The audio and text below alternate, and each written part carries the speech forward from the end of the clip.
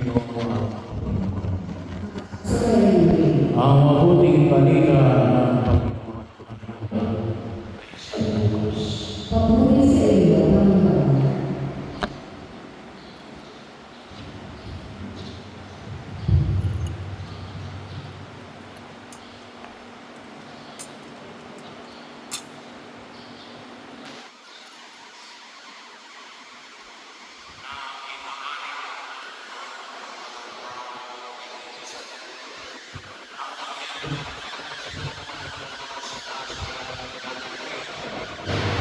sa isang dalaga ng pangalan Maria.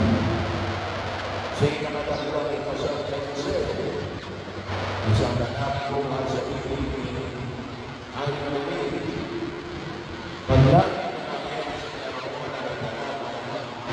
ginamit na matiwala, ikaw ay nalulungkot sa Diyos. Wika, sumama sa inyo ang Panginoon. Nagdulumihanan si Maria sa dalawang pangusap at iniisip niya mabuti kung ano ang mahulugan niya. Kaya sinabi sa kanya ng anghel, huwag kang matakot, Maria, sapagkat inalulugan ka ng Diyos. Makinig ka, ikaw ay magiging ang mga anak ng isang lalaki at siya'y tatawagin mong Jesus.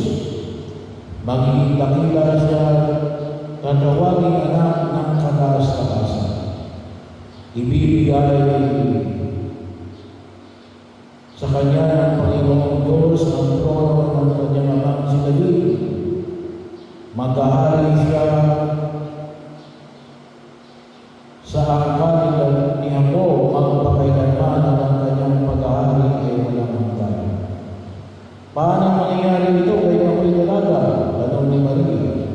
Sumagot ang anghel, bababa sa iyo ang Espiritu Santo at nililiman ka ng kapangyarihan ng kataas-taasan. Kaya't banal ang panganak mo at tatawagin anak ng Diyos. Narutandaan mo ang iyong kamag-anak na si Elizabeth. Alam ng lahat na siya ay baog. Ngunit naglihi siya sa kabila ng kanyang katandaan. At ngayon ika-6 na buwan ng kanyang pagdadalangka. Sapagkat walang hindi mapangyayari ng Diyos.